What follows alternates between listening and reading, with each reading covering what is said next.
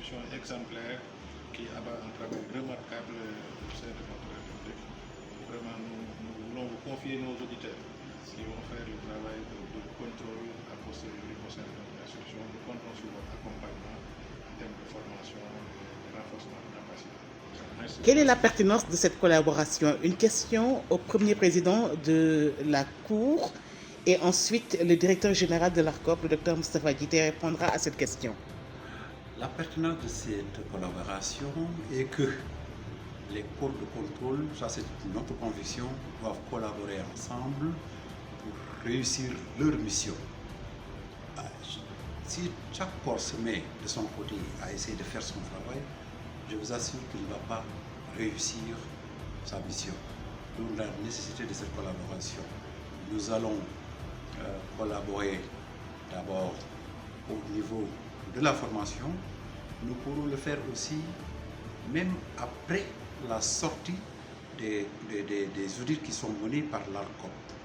Nous pourrons continuer cette collaboration pour voir quel usage la Cour pourrait faire de ces rapports qui sont produits par l'ARCOP. La Cour aussi, la pertinence aussi réside au niveau de notre fait, qui est que la Cour a à apprendre auprès de l'ARCOP.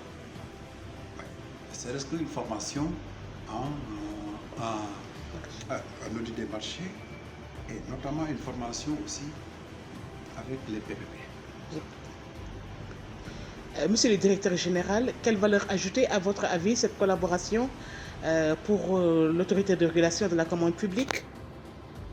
Je pense que cette collaboration qui est aujourd'hui en train d'être scellée avec une institution de référence, non seulement au Sénégal mais en Afrique, pour ne pas dire dans le monde, sera un prétexte pour nous de construire des synergies dynamiques entre la Cour des comptes et l'ARCOP, des synergies qui nous permettront, nous en ce qui nous concerne, d'endosser la responsabilité de réalisation des audits qui jusque-là étaient confiés à des cabinets.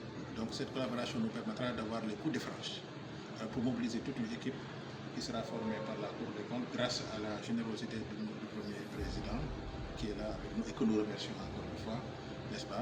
Et comme il l'a expliqué, au-delà de cette formation, ce sera un accompagnement pratique qui permettra de tirer les enseignements des rapports qui seront produits et de regarder dans quelle mesure les enseignements qui seront dégagés pourront être utilisés pour améliorer en définitive l'action publique.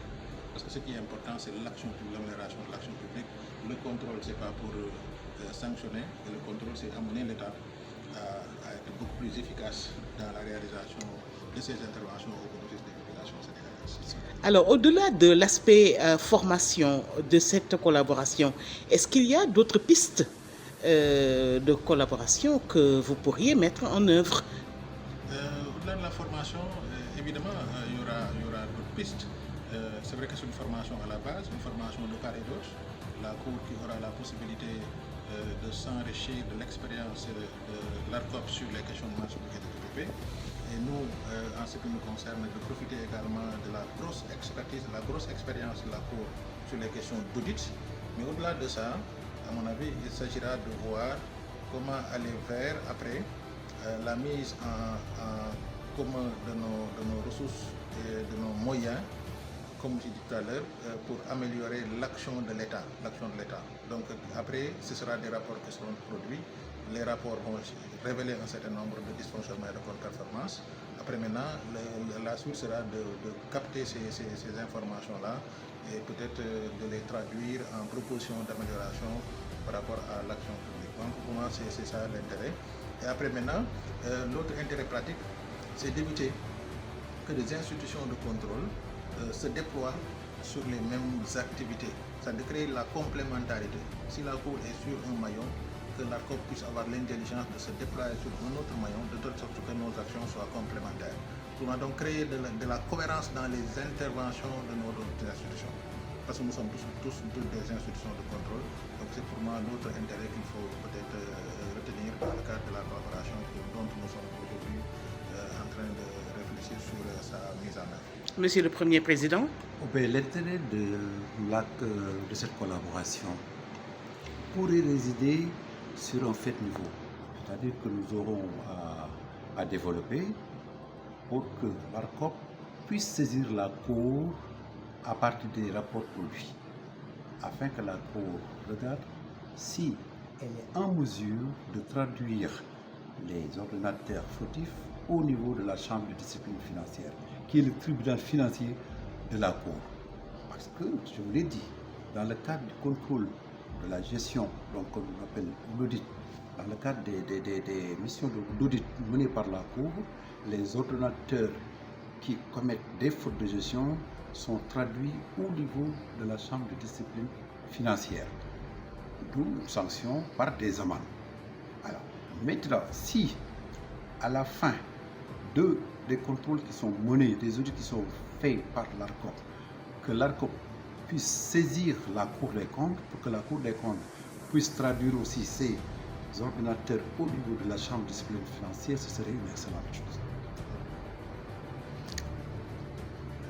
Très bien, je pense que le propos de M. le Premier Président est complet et aujourd'hui le cadre juridique s'y prête.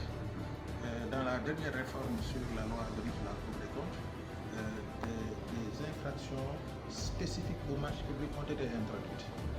C'est là le lien naturel entre aujourd'hui l'ARCOP et la Cour des comptes.